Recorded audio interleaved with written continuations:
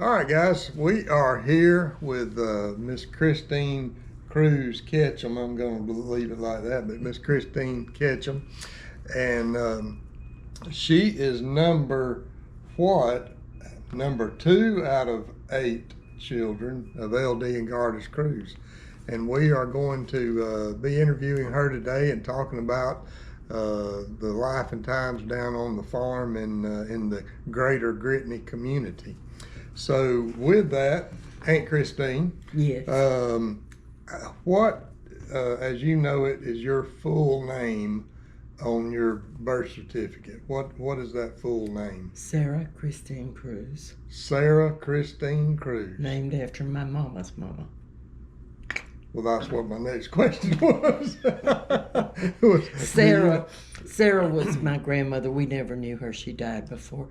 And then Christine came from a lady in Sarasota, Florida. Daddy was he was over Mr. A.E. Gosho's orange groves. And Miss Christine told Mama when I was born, if she would name me after her, I would never want for anything. But the lady died, and he married just an old Flophouse Floozy. I didn't get anything. So you got your name there, and Sarah came after Gardis' mother, and her actual name was Sarah. I don't know. Burge. Yes, Sarah Burge. She was a Burge. You're right. Gotcha. You're right. See, I've been doing my research. Okay. If I'd have thought about it, I would have known that. Yeah, because Sarah. So Sarah Christine. Well, good. Now, where and when were you born? I was born in Sarasota, Florida, on January 3rd, 1941, which makes me an old lady. Yeah, and today, guys, is January the 11th of the year 2025. And your birthday again? January 3rd, 1941. 1941. I'm 84. 84 years old. Don't look a day over 95. So the funny thing is back then, you know, with traveling, I joked with I think with Ricky or one of them the other day when we were interviewing. I said, dang, Granny Crews had children all over Holmes County, Florida, and Alabama, because I think Cheryl was born in Hartford. Well, probably at this hospital here, yeah. Yeah, she was one of the few born at a hospital. But Ricky was born in Bonifay. Yeah. Because I remember when he was born very well. Well, what's your recollection of how LD and Gardis met? What was your understanding of how those two met? My understanding was that they met at church. Because Mama, Granddad Papa Barnes was a preacher, and I think, Mom and them, that's probably the only place they ever got to go was to the church. Yeah. But that's where they met. That was my understanding. Yeah, they met at church. What I've been being told was it was at something called a brush arbor. Brush arbor. Yeah, back then they didn't have a lot of churches. It was a brush arbor. I mean, it was built out of brush. Yeah. And they met there, and my input into all that was that must have been some kind of a woman for LD to be in church or go to church. And I'm going to tell you, for Daddy to marry, Daddy knew what he was doing when he married Mama. I would just say that. Yeah, he knew what he was getting ahead of time, didn't he? Yes. Golly. He did. And do you remember much about Papa Barnes?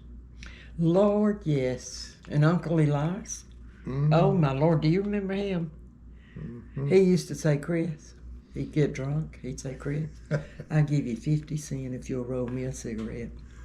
And if he didn't have the little white papers that you roll them in, I'd cut out a piece of a paper bag.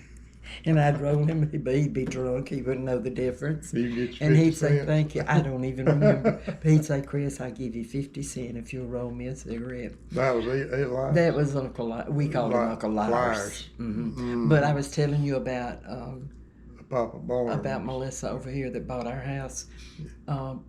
Uncle Elias was her great-great-granddaddy, and her oldest son is named after him. Goodness gracious. Goodness. But anyway, Papa was a holy roly preacher. Oh, Lord have mercy. Yeah. And he didn't even like for us to wear shorts, which I was not a person that wore shorts. I didn't like my body to show. I'm still that way. But anyway, me and Papa laughed a lot. I mean, we had a good time together. Now, one of the things that we learned, and I'm going way off track here. This ain't on my script, but that's okay. I told you we're gonna go off track.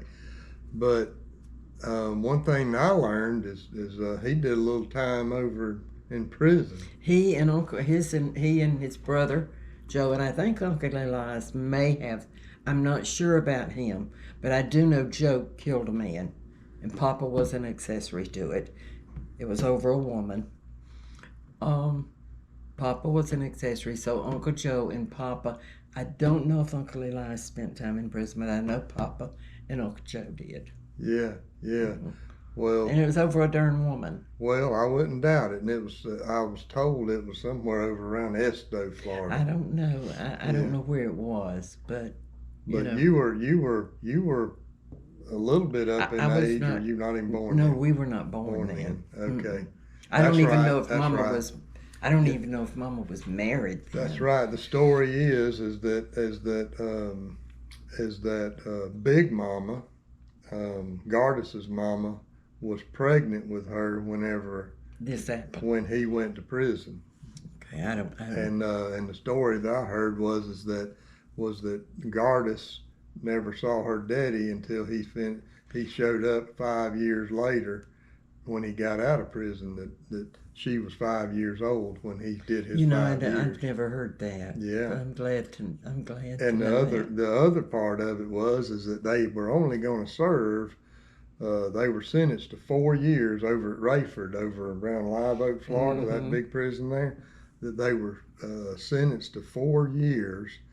And Papa Barnes and his brother, and then you said that was Joe. Mm-hmm. That Joe talked him in about 3 years in, that he talked Papa into breaking out, and they broke out and swam the Chattahoochee River and was coming back towards Holmes County, and Papa told Joe that, I can't do this. He said, I'm going to go back and turn myself in. And Joe said, well, I ain't turning myself in. And Joe hightailed it out west towards So he Texas. never finished his time, and Papa had to do an extra year. And Papa had to do an extra year, and that's why he had 5 years. And when he got out and he came back home to see that he had a 5-year-old daughter, and that was Gardis. And then he had children after that. There was Uncle Jesse, Barney, Betty Sue, Donnie Jean. Yep. I don't know.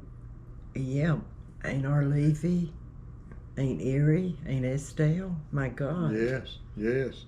And Gardis was having to take care of all of them at one time. Mama had to, whenever her mama was about 42, I think, when she died, and Mama had to help.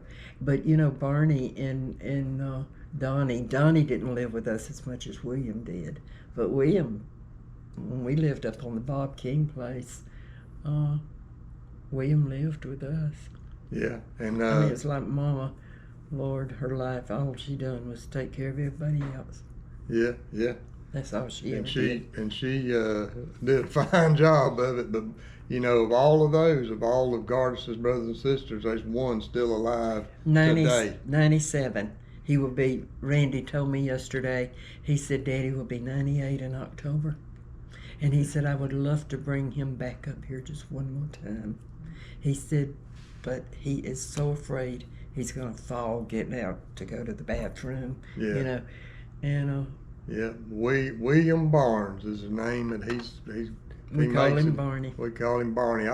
I call him 5-0 because he's off of Andy Griffith's show, Barney the Deputy. Yeah. They call him 5-0, and so I call Barney 5-0. And I'm gonna tell you, his mind and his skin. I mean, Shirley that told me I lived in the hood. She met him one time, and she couldn't believe how he was in his 80s then, but no wrinkles. His skin is just as smooth as anything you've ever seen. Yeah, he's a fella. I'll tell you later on. I'll tell you a story about 5-0 that you probably don't know, but I'll tell you. But he said the doctors asked him what he contributed his longevity to. He said onions and collards. Yeah, he eats raw onion every day. Yep. Sure does. He sure does. At a meal, he'll eat raw onion. All right. Well, let's get on to my next thought here. So, in growing up, from probably the age of 1 to 5 or 6 years old, it's hard to remember that time period just because your mind's not developed yet, and remembering things. But from 6.5, 7 years old up to about 12, you can remember some of that stuff. I remember some things, from that time. What kind of things can you recall, growing up with LD and Gardis, around that age, not up in your teenage years in high school, but down there in those younger ages? What kind of fun things did you, or whatever type things did you remember? Well, I don't know that it would be fun. Yeah. There was a lot of fun. I mean, we always had you get your work done, then you play. If your work's not done, you don't play. But every Sunday, every weekend, I remember, Lord bless, Mama, Aunt Erie and Uncle Bobby. They had 6 children. They come to our house every weekend. Mama stood there and she cooked the meal. They sat down and ate. We got out and we played. They went home. That was just about every weekend that Aunt Erie and Uncle Bobby came to our house. And I remember when during that time, if Daddy needed us to do something on the farm, he'd go to the school and he'd tell the principal, I need these kids. I need them for 3 or 4 days. Will you excuse them? And he would. That's probably why we didn't make any better grades than we did in school. I don't know how I turned out so darn smart. Oh, Lord. I'm kidding about that. But anyway, he would go. And I remember one time, I don't know what Hewlin did, but you didn't mess with my brothers. I was just like a crazy person if anybody messed with them. And I don't like for anybody to mess with a child. But Hewlin did something at school, I don't know, on the school bus or something, and Mr. McKinnon was going to whip him, going to spank him. And I said, you're not going to do it. I mean, you better not lay a hand on him because my daddy ain't going to like it if you whip him. And I said, you better not, you better. And Mr. McKinnon didn't know what to do with me. But I said, no, you are not going to paddle him. And he didn't. Yeah. But I also, back then, I don't know how old we were. This was up at the Bob King place where we used to live. It's where we had the house, and then the kitchen was down here. You had a ramp to the kitchen because if the kitchen if the kitchen caught on fire, it wouldn't burn the house down. Mm-hmm. But anyway, where was I going with this? We had the Bob King place, and you. Oh, in Hewlin, they used to pick on me, Scott. They used to pick on. I wouldn't drink after anybody. I still don't drink after anybody. I don't eat after anybody. I would fix me a glass of water. They'd come by and they'd drink out of it because they knew I wouldn't touch it. But anyway, Hewlin was doing something to me that day, and we were out in the yard, and I picked up a 2x4, and I hit him across the back. And I thought I had killed him. He probably don't remember this, but I thought I had killed him. I really thought I'd killed him, but You didn't. Just made him stronger, didn't you? And they would chase me down the road with something that rattled, and they would tell me it was a rattlesnake. And I would just... And then I remember coming home from school, and Mama would be standing in the kitchen, and she'd be crying, and I wouldn't know what she was crying about, and it would just worry. And we would have to grab us something to eat and go straight to the field when we come in from school. And I remember this one day, Mama was crying, and I didn't know why. Now I probably know why, but she told me I had to go into the field, so. And I stepped up on a log, and darn, there was a rattlesnake just coiled up. I turned around, I ran back to the house just hard as I could, and I was so glad because I could check on Mama. Yeah. And but anyway, there was many times that I didn't want to leave Mama because I knew that there was something wrong with her. Yeah. But 9 times out of 10, it was something Papa might have done that. It was definitely something Papa had done with his. Can I say this, with his other women? Yeah. I don't want to be negative. He was a Crews now, cause I didn't fall far from the tree. I know, and your daddy didn't either, and your daddy didn't either. And none of them did, and it just. I would say Tommy was probably the straightest one. I don't. All right. Well, look, Tommy, you get props, Tommy. Listen, I don't know, but Tommy and Linda, I love their marriage. Yeah. I mean, I love the way they get along. I love the way they laugh at everything that they say to each other. She laughs at everything he says, but she don't. About half the time, she don't like it, but she'll laugh about it. Yeah. And he. He's that's where I think I got a lot of my jokester between you and him. The jokester part of me is carrying on. But they, I mean, I just love their life. Yeah. And but I don't know if he's. Yeah. I don't know if he was a real true Crews or not. He wasn't real mischief, was he? No, I don't know that he messed with other women that much. Yeah, he probably did the best then, because. Anyway, we'll leave it at that. We would say that your daddy was. Yeah. Your daddy was the leader of. Used to when there was. I'm going to tell you this. I was called in at work one day, and my CEO and the human resource person was sitting there, and they said, "Christine, somebody said you don't like this person." I said, "Is that what y'all called me in for? I mean, is this a damn kindergarten?" Kind of said it under my breath. Anyway, and he ended up saying, I'm not going to say the lady's name, she will kill you. And I thought, you know what? I got a brother that was the godfather of the Gritney Mafia. Of the Gritney Mafia. All I got to do is call him, and he will take care of stuff. Yeah, but I didn't. You didn't say all that. I didn't say it, but I thought it. Yeah. Well, what about you're talking about you get home from school, and these were them early ages, that y'all were working in the field, whatever it would be.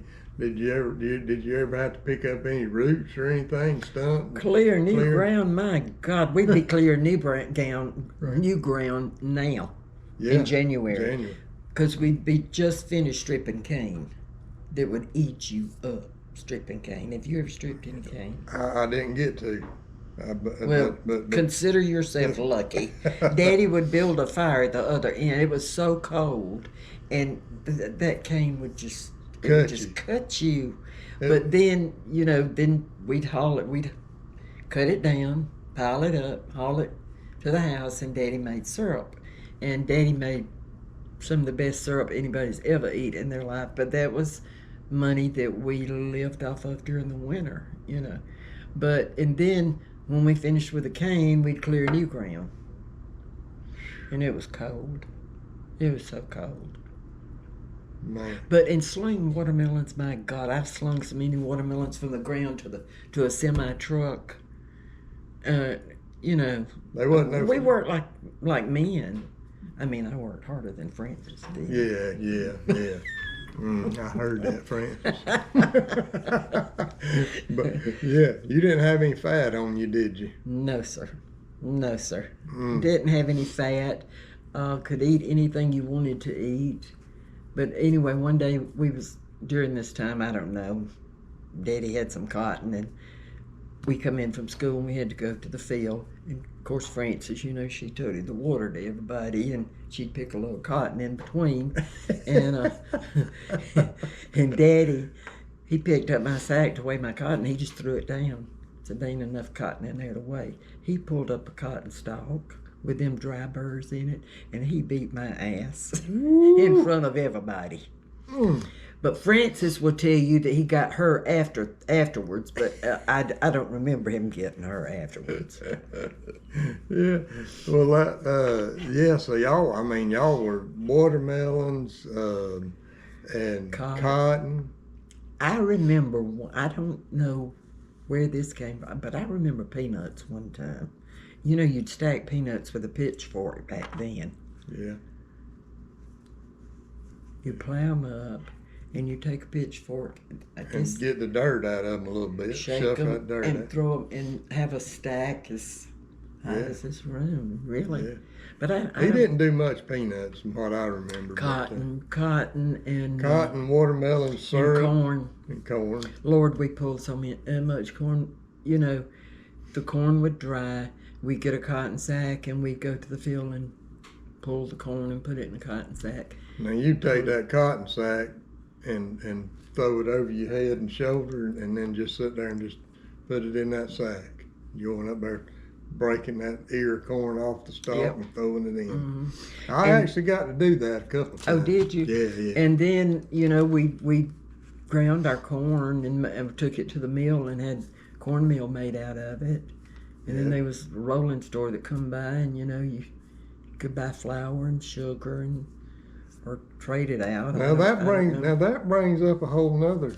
Oh, a whole nother. In other words, trail leave that it alone. That we're going down that trail. You talked about a rolling store, y'all. I mean because you didn't go to town, and there was no Walmart, there was no Costco, there was none of that stuff. You were lucky if there was a Piggly Wiggly maybe. Oh, I don't even know. We never went anywhere. You didn't.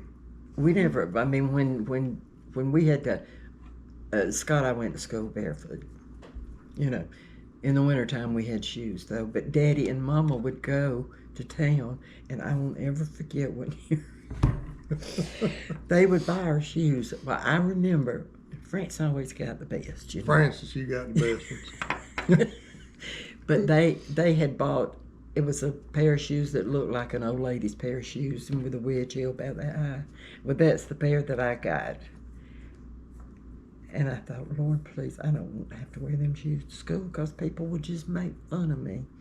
But I had to wear them to school or my feet would freeze off, one or the other, And see, Frances don't even remember stuff like this, Yeah. I mean, well, it's she would tell me at times when I'd be talking about stuff, she would say, Chris, I don't remember that. You remember more than I do.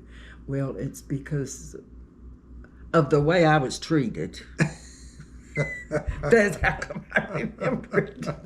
Well, it's the each of us remember those different things that just stand out in you. And there was some things like when I was growing up that I'll just never forget. But a lot of people just don't remember it. Mm-hmm. They don't remember that. I can talk about Randy Barnes, my Randy Barnes, my age. Me and him going squirrel hunting. The one that's down there with Tommy now. No, a different Randy Barnes. This was Reamer Barnes' okay, son, yes, Randy. okay. Me and him went to high school together and graduated down there in Bonifay. Well, anyway, we'd go squirrel hunting, and he can tell you things that I did going squirrel hunting. I can sit here right now. I don't remember that one bit. And I said, you got to be crazy, Randy. And he's like, no, you did that. You don't remember doing that. You don't remember running through the woods chasing the squirrels. I mean, I don't remember it, but he said. But you was having fun. Yeah, well, we had a good time. But that's. But you were talking about the rolling store, and we didn't go. you didn't go to town and get stuff. That store came out in the country. Yeah, it was a truck with a, and it had candy on it, and every now and then we get a little piece of candy, but not often. Now our Christmases was they were wonderful to us because we didn't know any better. It was a little brown bag with an apple and an orange and nuts and candy in it because we didn't get that during the year. And that was put under the Christmas tree for us. But then Daddy had a sister, a half-sister, Aunt Lily. And she had 2 sons and a daughter. She had an adopted daughter, but her 2 sons, the oldest one, Glenn Cooper, he owned the Panama City News Herald. Yep. And he lived in the Coves. He was rich. So Aunt Lily got to where she would, all of the toys that her adopted daughter, got the year before for Christmas, we would wake up on Christmas morning and they just... You had toys there. Well, now the funny story on that is Glenn Cooper owned a lot of the land down there at the crossroads close to Wrights Creek, and he owned the old house that's still standing there that Clifton lives in today, and that's the house where me and my wife Cindy is the first house we lived in when we got married. Really? And they call it. I did not know they owned it that. down at the Your crossroads. daddy lived there at one time. And Daddy lived in it, and Glenn at the time, Cooper, told him, he's like, if you just look out after my stuff and property around there, all you need to do is pay your electricity bill. And that's where Daddy lived for a long time, him and Evelyn. And then after they got on their feet and moved out, then it was empty. And then when Cindy and I got married, we moved into it and lived there for a while. We got some funny stories about that, but that's way off target today. And then after we got out of it, Kevin Crews, my first cousin, Clifton, Kevin and Robbie, his wife, lived in it. He was just reelected as sheriff. Yes. I didn't know that it was time for that. Yeah, he's sheriff over in Washington County. But that was something, because back then, I mean, y'all didn't get to watch TV or. We didn't have a television. Listen, I was halfway through my senior year in high school when we moved to the house that Daddy built. The block house. It was the block house. But we lived in the big bungalow. I think it's still sitting down there. Yeah, that's where we lived before we moved to the house that Daddy built. As far as I know, we still didn't have an indoor toilet. But we did when we moved to the new house. To the block house, that's right. Yes. Yeah. And we had new furniture, and I helped pay for that. Oh, right. Well, I did. Yeah. And then... So yeah, I was halfway through my senior year in high school. Yeah, and still didn't have a TV. No, but we had a TV whenever we moved. Whenever we moved in there, we had a TV, and black and white. Mama had a new dining room suit, and we actually had a living room. Our other houses had a front room. We called it a front room.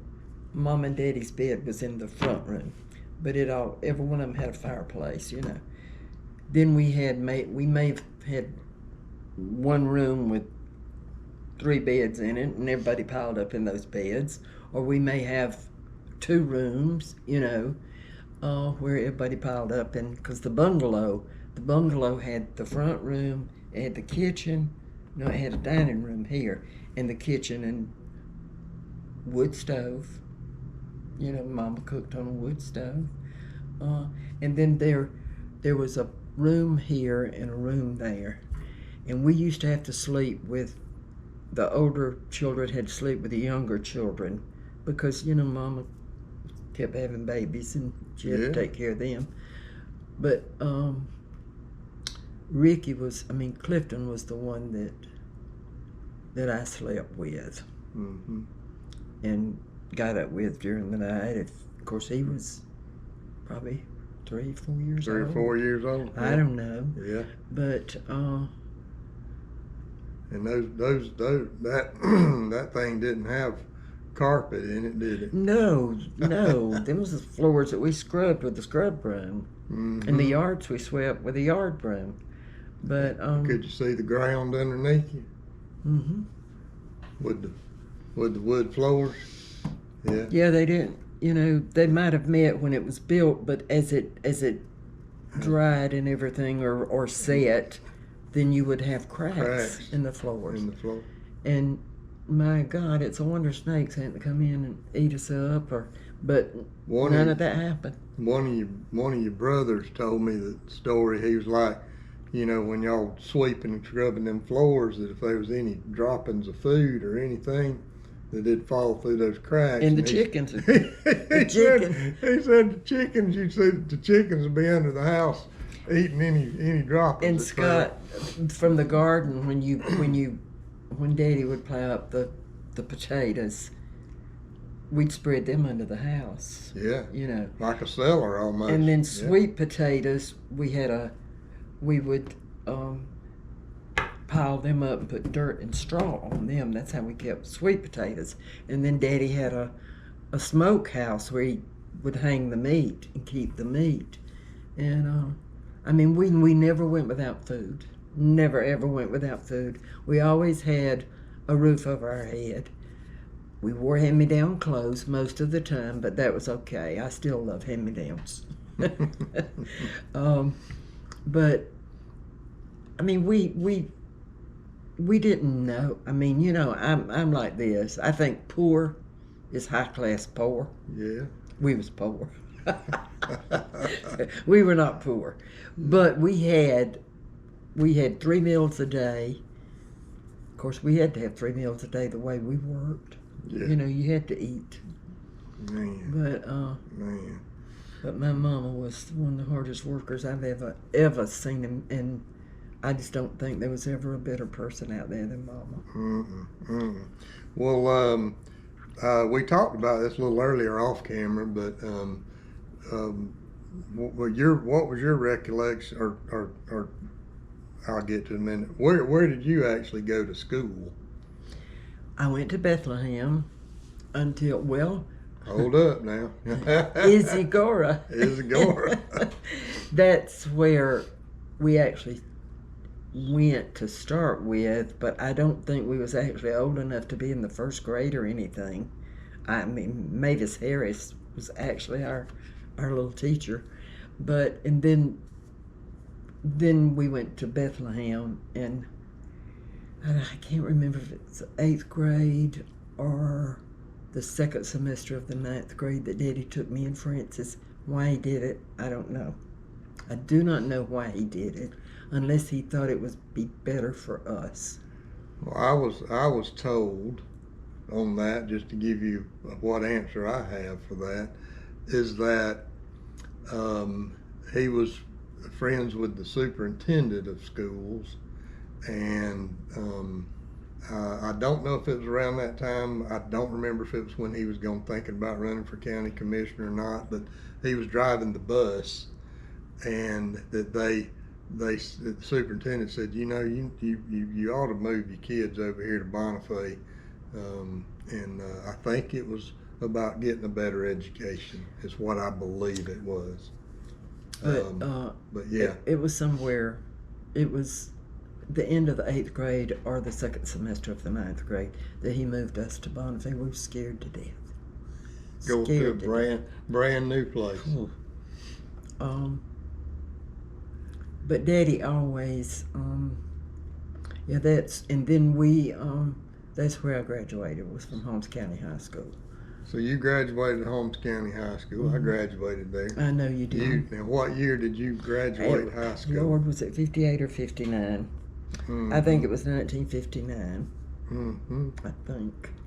You remember about I have to look at my ring. You remember about how many kids you had in your graduating class? Not a lot. 40 or 50 maybe? I would say about 40 probably. Yeah. Okay. Well, good deal. But Daddy always had me a job. Always had a job. In the 9th grade, I worked at Evans Department Store, between my junior and senior year, I worked at the Holiday. It was the Davis Cafe. I worked there during my junior and senior year. Stayed with Linda Simmons. I stayed with them and worked there. And but Daddy he would always get me. Get you I always city job. always had a job. That was after we had to quit. We was not working in the fields that much anymore. Yeah. But well, do you remember much about Gardis and LD's their education or about them and that type? It seems like I was told that Daddy maybe went through the 7th grade or to the 7th grade. I'm not sure of that. Yeah. But I know that Mama did not. Maybe the 3rd. 2nd or 3rd grade, probably. Yeah.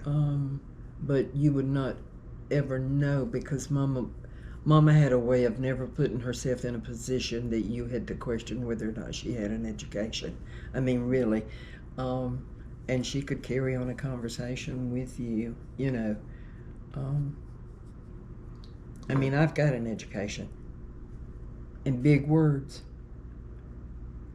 I don't know the meanings to big words. I don't know how to put them where they belong. I've always been that way. I think I've got what is it? I've got some dyslexia is a little different, yeah. But anyway, Mama was smart. Mm-hmm. But Lord have mercy. Lord have mercy. You hate to even think about what she went through. And we were talking off camera. You were talking about LD, about your dad. That he, even though he probably had a, similar education, maybe a tad bit more, not much. But you said, what'd you say about him? I said he was very smart. Yeah. If Daddy had an education, there's no telling what he could have done. He could go down a line of numbers where I have count on my fingers. Daddy could go down, and it would make him so mad if you counted them. But Daddy could go down a line of numbers and have them added up before you knew what he was doing. I think some of the others told, some of your other brothers and sisters said close to the same thing. They said you couldn't beat him out of $1 because he knew what was things. You couldn't really beat Daddy out of anything. Daddy was smart, but I think Daddy paid attention when people didn't know he was paying attention. I pay attention when people don't know I'm paying attention. There you go. But anyway, he was very smart. Anybody that can build a house from the ground up without a set of blueprints. Is there any fun tales that you could tell us about high school now? We're out of elementary school, we're up high school. Y'all are around Bonifay. Anything you and Francis ever got into, you and her? Because I know y'all were running. Y'all were only a year apart. Listen, everywhere she went, I went. We were Velcroed together. But she wouldn't let me do anything. They wouldn't let me drive. They wouldn't let me do anything. And they thought I was going to be the flophouse floozy of the whole family. Because I wouldn't leave the house unless I was, but I was not a flophouse floozy. But anyway, Francis used to, Leroy, your uncle, Leroy Sellers. Francis, like Leroy Sellers. Oh, well I didn't know that. Come on now. Listen, for some reason or other, I don't know, he was maybe older than her too, but for some reason or other, Daddy did not want her messing with him. Well, Edward used to want to go with me too, and Daddy would not let me. Daddy would not let me go with Edward. Old Silver Fox, that's what we call it. He married Alice Faye. Alice Faye. But anyway, Francis when she started driving and Daddy would let us go, but we had to be home by 9:30. Okay, there was this little drive-in down there. She would park the car and she would get in the car with Leroy Sellers. And they would leave. And leave me sitting there. Mm. And then we might be late getting home, and the first word out of Daddy's mouth when we opened the door was, "Christine?" I'd say, "Yes, sir, Daddy. Told y'all you have to be home at a certain time, blah, blah, blah." I don't know what all he'd say. But anyway, he never did know what she was doing. Oh, no. He never did know You didn't tell him. You didn't tell him. Lord, no. You I didn't wouldn't tell him. Well, how about that now? Was that little drive-in, was that on Highway 90? Mm-hmm. Well, there used to be one there called Al's Drive-In. Now, that was the movie place. The movie theater, Mm-hmm. yeah. This was just a little eating place. Oh, like a little Sonic or Yeah, something. I don't know, but I don't know what it was. I can't remember the name of it. I actually think Frances told me a little bit about that. But she didn't tell you about Leroy. She didn't tell me nothing about Leroy. Hey, Frances. But the funny thing with that now, with y'all watching this, Leroy Sellers was later on in life after I was born. He is my mother, Lucy Sellers' brother. Mm-hmm. So they all lived right there close together in the Caryville, Gritney area. And he was a very nice looking man. Yeah, Leroy was one of my fondest memories of him when we would go down there to my granny Sellers, was his mama, and we'd go there. Leroy always, when we were there on Sundays, if we'd go have lunch, he always had candy for all his nieces and nephews. And I don't think he ever married. He never married and died fairly young. Mm-hmm. But no, Frances's story a little bit was, I'll kick it off for you so you can help remember it. She was saying something about that little place that y'all would go to, that's where Robert Paulin showed up into the picture. That's probably where she there. met him. Mm-hmm. Because he was in the service and he would be coming up there. And Bob didn't have a vehicle. Yeah. And he would ride the bus. And she would have to go and pick him up. And one night it was just storming. And he was in Garyville waiting for the big girl. And Daddy said, "You're not going." And Frances said to Daddy, "Well, you have been out on nights worse than this." Ooh, he backed her up against the wall and had his fist like this. I thought, oh, he's fixing hurt her bad. But eventually, I mean, he got out and ran up and down the road and went a little bit crazy for a while. Yeah. But he came back and let her go pick him up. But he would come, Bob would come on the weekends and spend the weekend with us. I never had a man come and spend the weekend with when I was at home.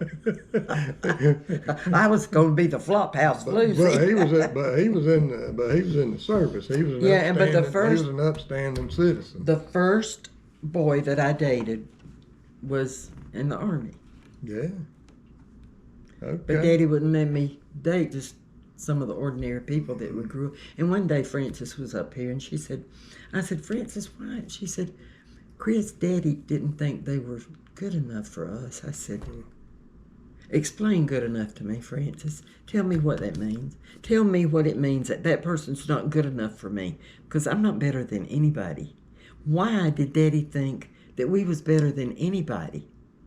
She said, "Well, Chris, she couldn't explain it to me." It's because he wanted better for y'all. Us. That's what it was. You know how that is. You got kids.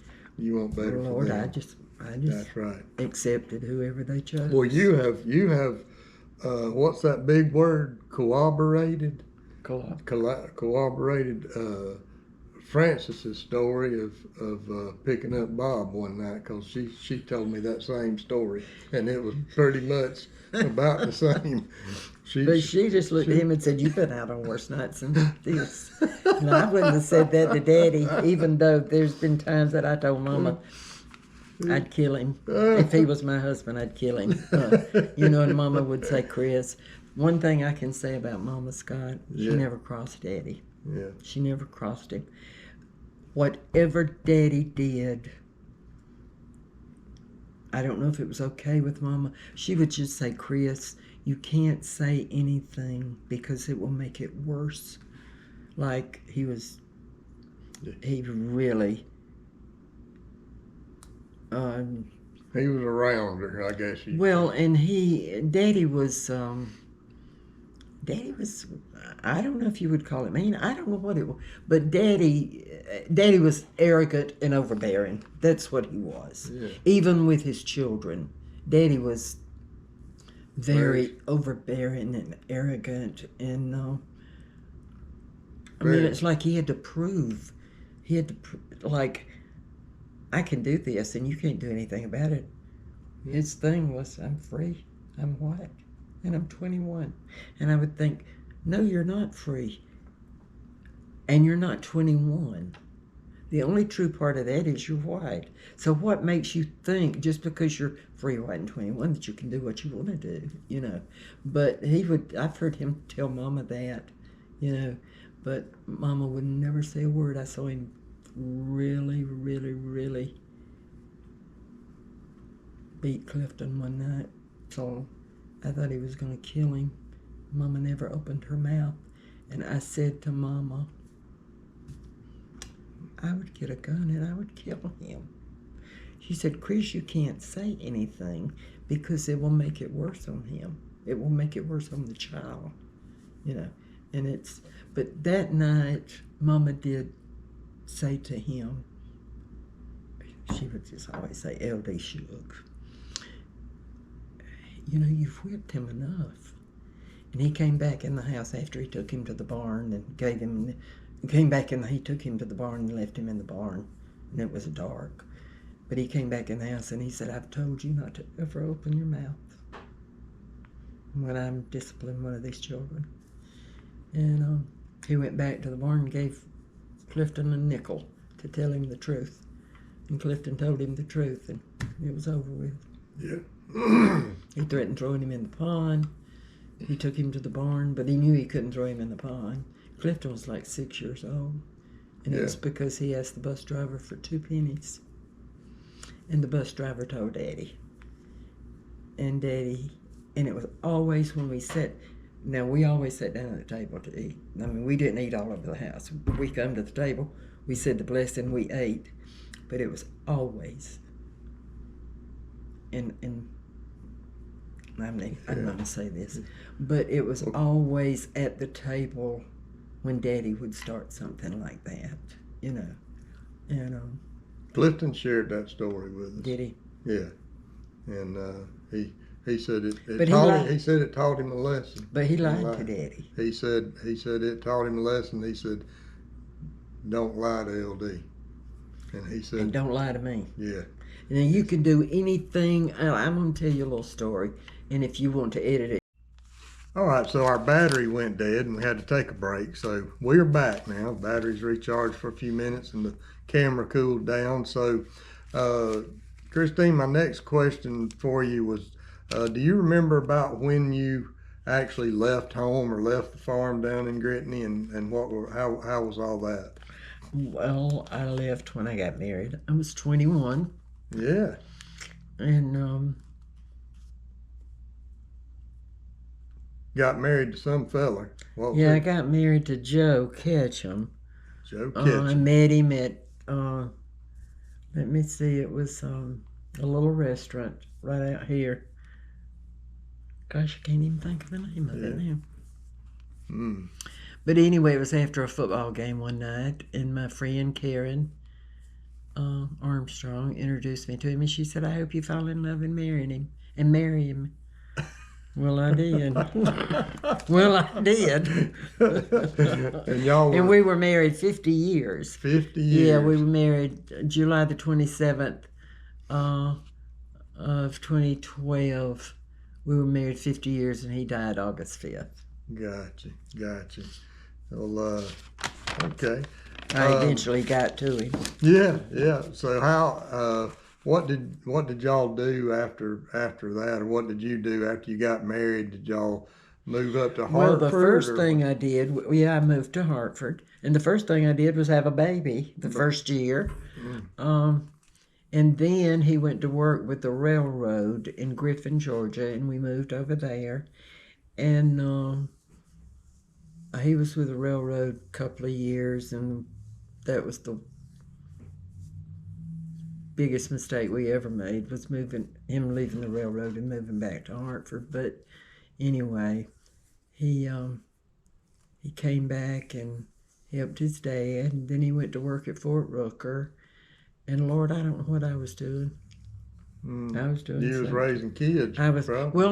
I only had Cindy. It was 3.5 years before I had Deborah, and then 13 months later I had David, and then 3.5 years later I had Jennifer. Yeah. So. Now I remember what I remember about Uncle Joe is I thought I knew he farmed a little bit. But I also remembered that he work at like a dairy Metagold in Dothan. That's where he worked the longest. But he did leave there and farmed because his dad needed some help, and he left his job and helped his dad. Yeah. And then in 1981 he went back to work with Metagold, and then they closed in 91, and we moved to Birmingham in 92, and he went to work with Barber's Dairy up there and worked a couple of years with them. But we lived up there for about 6 years. Gotcha. And he loved it, and I didn't. Mm-hmm. He loved it because, he was away from everybody that tried to tend to his business.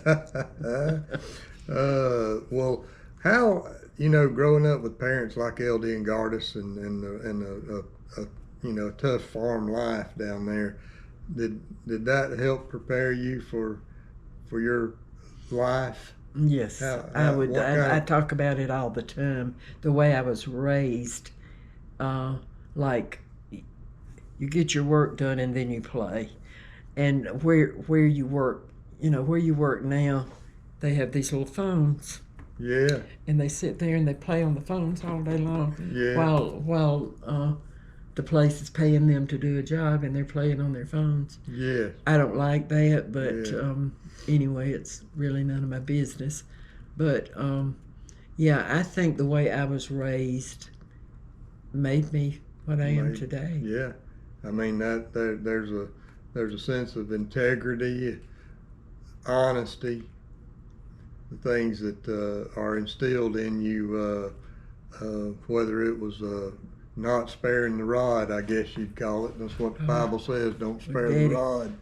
Daddy certainly used it whenever when he didn't need to sometimes. but he did. Now, do you remember, I'm going back a little bit on a question here because it just came to me. Do you remember back in the block house down in Gritney, do you remember ever getting the first telephone in there, or did you ever have a telephone there when you were living at home? Did not have a telephone.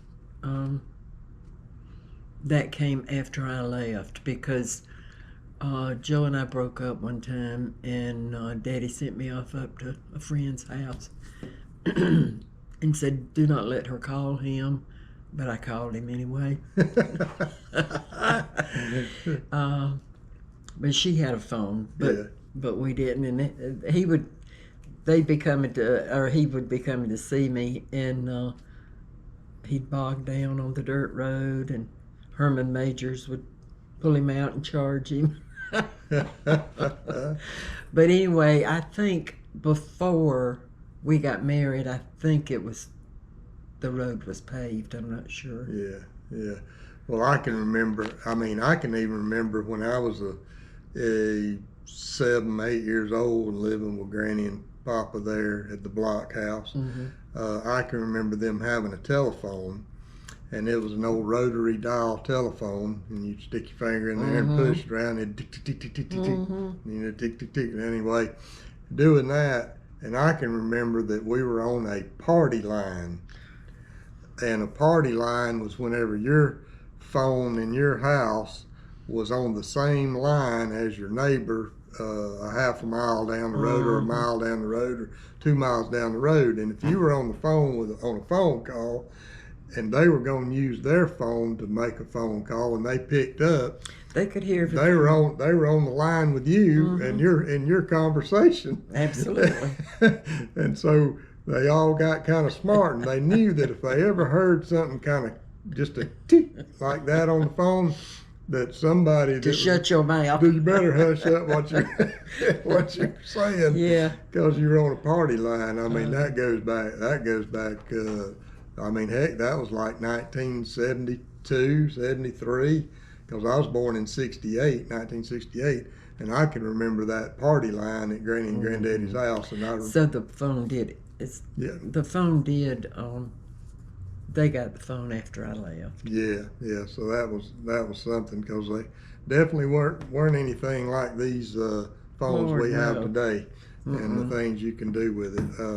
So tell me just a little bit more of your thoughts on Gardis, on Mom, Granny, about her, things that you remembered. I know you said she was definitely hardworking and that's all she did family. Was work. Daddy would go hunting. Everything that Daddy killed, Mama had to clean. Every fish Daddy caught, Mama scaled. Daddy would bring it in, she would clean it and do whatever. But we had, Daddy. Hog hunting, squirrel hunting, duck hunting, deer hunting. Oh yeah, and don't tell me I ate. Oh, whatever. Don't tell me I ate squirrel, but I probably did. Guarantee you. Oh, one time, Big Mama, this was Daddy's mama, she was going to cook. It was a turtle or a turtle? Yeah, a gopher probably. Well, anyway, she was going to do it, and she had it all cleaned and everything, and she went and she got what she thought was the grease, and it was syrup. So she ruined the whole So we mess. had some sweet turtle. No, they had to throw it out. But yeah, we ate a lot of things. Most of turkey, duck, quail. Well, whatever Daddy killed. Yeah. But we, you walked out in the yard and you had to kick your way through chickens. Yeah. So Mama, she'd go out there on Sunday because she knew we was going to have company. But she'd just catch a chicken and she'd bring his neck. And it'd just be popped right there. She knew exactly how to do it. And that's the way it was. But Daddy raised the hogs. We had our own pork. We'd have hog killings and we'd take a 55-gallon drum and put it in the ground halfway like that and build a fire under it. The water would be so hot and boiling, and dip him in it and scrape him off and all. Well, I got a story real quick on the food that Granny would cook, and she, when I was living with her, every meal we had biscuits. Oh, every time. Every meal we had biscuits. Homemade biscuits. And she would take the leftover biscuits and she'd make bread pudding. And that bread pudding, y'all, that was the best eating you've ever had in your life. That was good. But I remember sitting down and we all sat at the table and eat. And we all eat at the same time. Everybody sat down, and Ricky was sitting next to me on the old bench seat, and Granny had cooked. Just fine meal: the peas, butter beans, every time corn, she cooked, it was every like time. And then we always had meat. Always. Well, man, she come out with these pork chops, and they were just perfect pork chops. And I was like, oh my gosh, that's fine. And I was a chubby little old thing, and I was eating away on that. Man, I said, Granny, I said, them the best pork chops. No, I didn't. I said, Granny, what kind of meat is this? Because it was either normally deer or pork or something. Not a lot of beef, because that was expensive. But we sat there and I said, Granny, what kind of? She said, son, don't worry about what it is. If you like it, just keep eating it. And we finished eating. Then and you we found get out what Rick it up, and Ricky's like, now, I hear you. See me, Rick? Rick's like, them mountain oysters. And I said, what? Didn't have What? a clue. I didn't even have a clue what he was talking about. Mountain oysters. And I'm really, what mountain oysters? He says, hog nuts, son. And I looked at Granny and I was like, Granny. I said, that's pork chop, ain't it? And she was like, don't worry about what it is, just eat it. I'm going to tell you, I don't eat deer. I don't know why. But I always told my mama, if I come down here and you've cooked deer, tell me, and I won't eat any of the meat. And she promised me. She said, I will. Well, after Mama died, I went to see Daddy, and him and Ricky was sitting at the table eating, and Annie had made them some hash. Yeah. And Daddy said, Chris, have you eaten? I said, no, sir. He said, well, sit down, eat with us. So I sat down, got me a plate, you know. I started eating, and it was so good. Yes. And then I saw Daddy look at Ricky, and I saw Ricky look at Daddy. And I said, y'all did not do this to me. Do not tell me that I am eating deer. So And they started laughing. They didn't tell me, you. but I knew, but I didn't eat any more I of was it. like Granny. She looked at me. She said, "Don't worry about what it is. If you like it, eat it." So, But it was always so good on the hog killing days. Mama, you know, the liver and lights. is liver and what- lights. Yeah. But Good. that was so good. And then we'd always have fresh pork chops. Yeah. Mm. Well, I got two other little questions we're gonna hit real quick, and one Okay. of them is you know, she's not here with us today to speak to me, but that is Aunt Marie, and we didn't want to leave her out of any of these that we're these interviews was a that we're mess. doing. She was a So mess. I wanted to know. That's exactly what I'm getting. Everybody's take on Aunt Marie and what was she like. So give me a little brief. She was yeah. absolutely beautiful. When Yeah. she was a little girl, she had the biggest brown eyes and just golden. Her hair was gold, and it just hung and curled. She was the prettiest little thing. Sweat. She'd just pop out and sweat. And we would ask Daddy and Mama, why does Marie, and Daddy said, because they brought her to us in a suitcase. That's how we got her. They brought her to us in a suitcase. Yeah, that's why she sweat so bad. But Marie was a mess. Yeah. She didn't have a problem cussing you out if you needed to be cussed out. But she was one of the sweetest people in the world too. She was so pretty. Yeah, yeah, and she from what I've heard, and you can kind of corroborate with this, is that sorry. she was kind of a jokester too, I think, and cut up and smile and always wanting to joke and laugh. And what I've been She told. had a good time. She saw Elvis. She saw Elvis before he died. Dang. And Hey, she did. Okay. Man. But she told me I wouldn't like him. I said, why not? She said, because his hands are so small. I remember her telling me that. His hands were so small. But I think they went to the hotel afterwards trying to see him, so she liked him, I guess. She was probably one of those groupies out there screaming. Oh, and yeah, all with Elvis. yeah. Like about that? cowboys have these buckle bunnies. Yeah, Buckle Bunny. That's right. Well, good. But yeah, Marie was a lot of fun. Yeah, And yeah. but she was mighty sick. I mean, she was sick a long time before she knew what was wrong with her. She said she always hurt really bad. And I remember her being up at Daddy's and Mama's one time, and she wanted to take some butter beans home with her so bad, and Daddy thought she needed to get out there and pick them, but she was hurting so bad till she couldn't, you know. And then finally they just had to do exploratory surgery on her, and they found out that she had pancreatic cancer, and I don't think she ever got any better after that. No. Well, we definitely didn't want to leave her out of our thoughts as we're doing this, so that people know. And I think most of the family thought a lot of her husband. Ooh, Larry, we still love Larry. And listen, the lady he married, Dina, after Marie died, I we kind of thought that Larry married a little early after Marie died, but he had a 6-year-old and a 2-year-old. And he and Dina married, and my God, she's always been, Mama welcomed her in her house. Larry and Dina and the children would come. It was just like Larry and Marie coming, Yeah. And Dina's always been a part of the family. Yeah. And, yeah.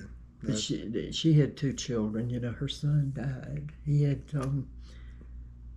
it was muscular sclerosis. It's the muscle, I think. But anyway, I think he died when he was like 17.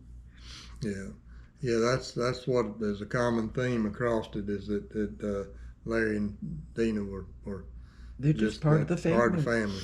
And she always has been. But everybody has just raved on Larry, is that he's always a brother-in-law and always in the family. Larry's one of the sweetest people that I've ever known. Yeah, well, that's good. Well, last question I got is there anything that you've thought of, after I talked to you about us sitting down and talking about, family and how we grew up and all, any fond memories, any memories that would benefit from the folks? Because these people that are watching this may be 100 years from now. I don't know. So anything that you would want to share with our future generations, that any of your great nephews and nieces and grandchildren? Are you talking about did I experience when I was growing up or at home? Or anything what I enjoy now? I think one of your brothers and sisters that we interviewed, one of the things that they said was that keep the virtues of thou shalt not lie, cheat, or steal. And you better not lie to Daddy. You better not steal anything, and you better not cheat, because he'd beat the devil out of you for either 3 of them. That's a fact. Yeah.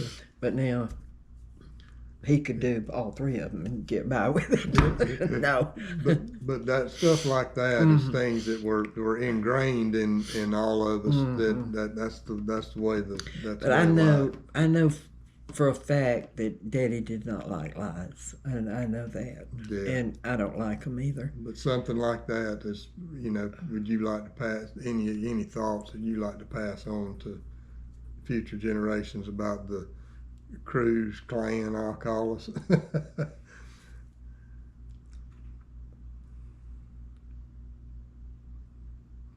You've said a lot of it. I've said a lot of it, and there's a lot more I could say. I just think that I learned more from my mama, as quiet a person as she was. I learned more from her than I've ever learned from anybody. Yeah. And I just wish that I had realized then what I've realized since. But yeah.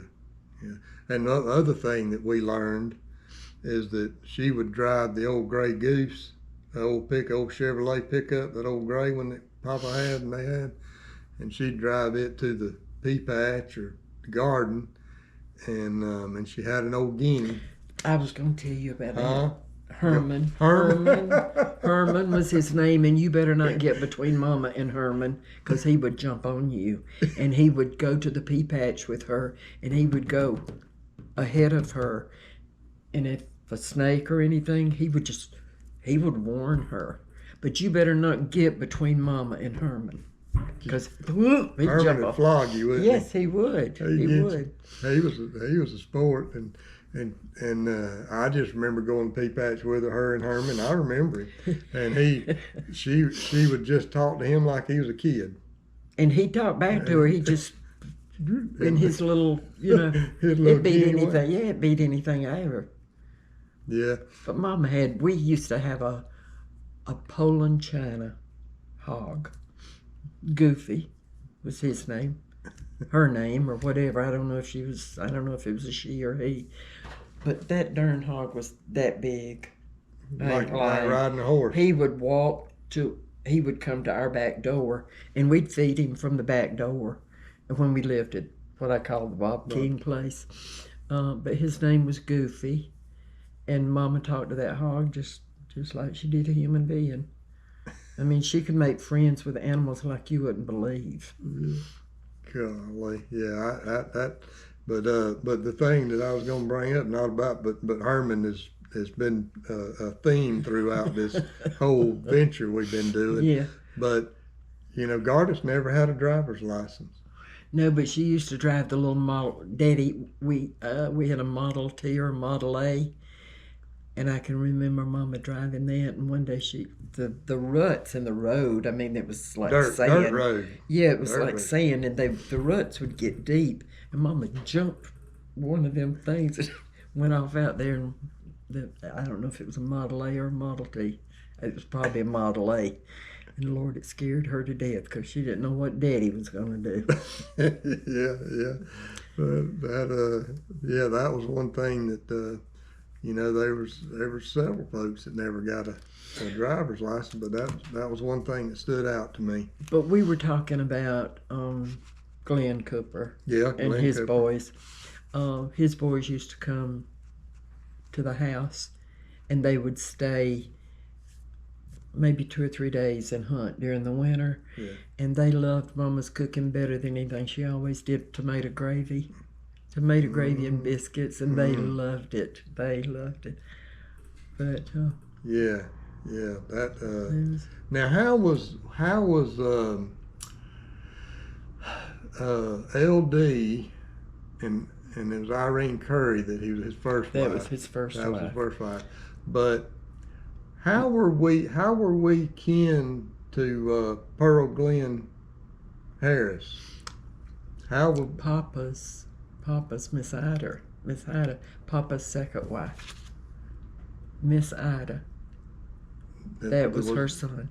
That was well, Pearl Glenn. No, you talking about Daddy's side. Yeah. It's Mama's daddy, Papa Barnes. Yeah. Was married to Miss Ida.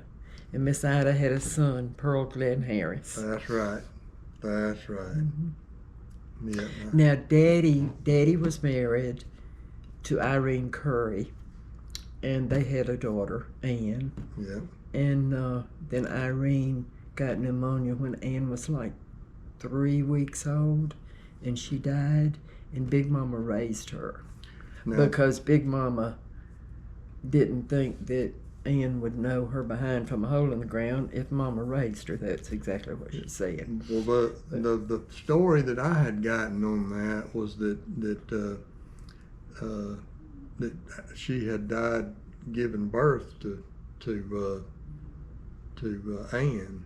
That was not. Okay. That's not what I always heard. I mean, Ann was like 3 weeks old when Irene died, and Daddy let Big Mama raise her. Yeah. I mean, I don't know that.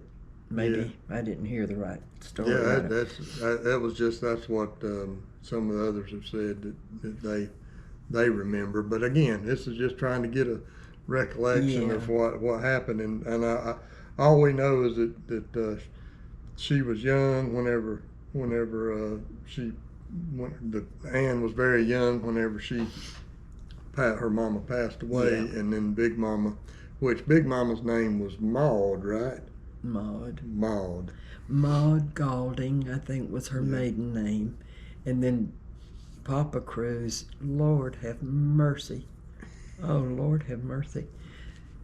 We would go to Big Mama's and Papa's and they were bad to drink.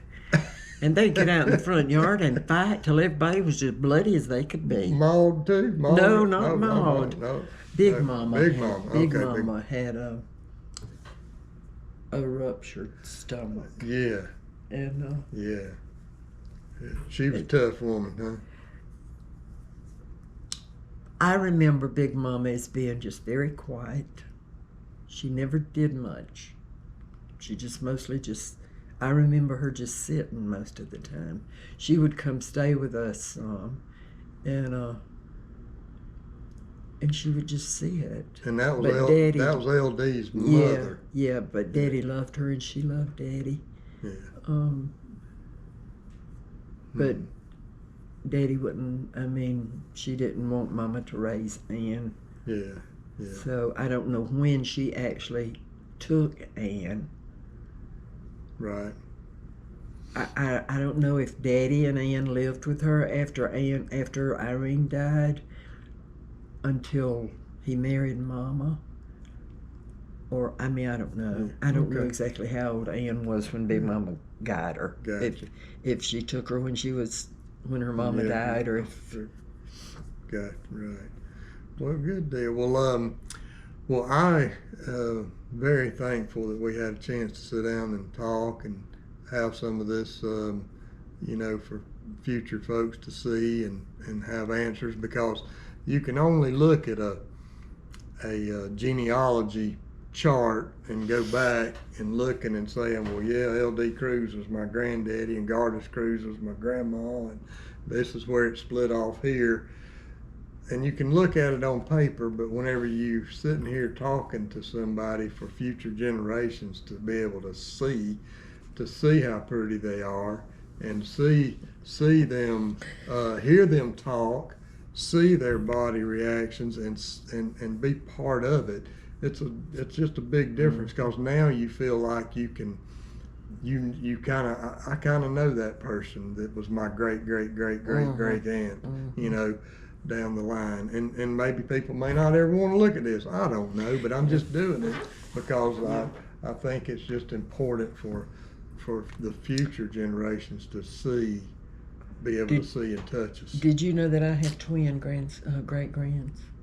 Twin great-grandson. They are precious. They are precious. I have 8 grandchildren, and then I have 6 great-grands. Seth has 2 that lives in North Carolina with their mom. And then Caitlin has an 8-year-old, and then she has twins that will turn 4 years old on the 13th. And then Seth has another little girl that I've never seen. But see, they're going to be able to look at this later on in life. But those twins, Lord have mercy knows, you can go in. They hate clothes. They hate clothes. Y'all see it. Y'all hearing this now. You little ones. They will come in over here and they will be fully dressed. And they'll sit down to eat. They know that I'm going to have them something on their little table. On their little table. When they come. And, but they'll sit there for about maybe 5 minutes, and you look over there and they strip down to their underwear. Strip down to their underwear. And they're happy as little larks, barefooted as yard dogs. They're the cutest things in the world, and they do not look at all alike. They're so different. One of them's blonde-haired, blue-eyed. The other one's brown-eyed with brown hair. I think the doctor told her that it's not like they're twins. It's more like they're just brothers, because they were in different bags or whatever. They're not. I don't know, but anyway, they're a mess. How about that? They were born early. Jude was a tiny little thing when he was born. But well, one thing we didn't talk about real quick, and I want to hit this because I think it's important. Now, you mentioned something about how y'all wash clothes. I want these folks to know how that happened whenever you were back at. You had an old black wash pot. Well, I've got one on my front porch that I've got to plant in, and you would build a fire under it, get the water really hot, and you put your clothes in there, and you had what we called a battling stick, and it was like the handle to an axe. And you would take them clothes out and put them, I don't know what we had that we would take them out and beat them. It was like it was like, I guess, the agitator in the washing machine. You know, I don't know, but that's what we would do. And then you had tubs of water that you would rinse them in. Then you'd hang them on the line to dry. Hang them out on a clothesline. And if it was January and it was 25 degrees, you look out there, they'd be stiff as all get out. You didn't even have to starch them, did you? And iron, we had to iron them, but we didn't have electric irons. We had irons that we set in front of the fireplace, and we would get them really hot. And then whenever they cooled down, you'd stick them back, or you would have two, and you'd rotate them. Rotate them around.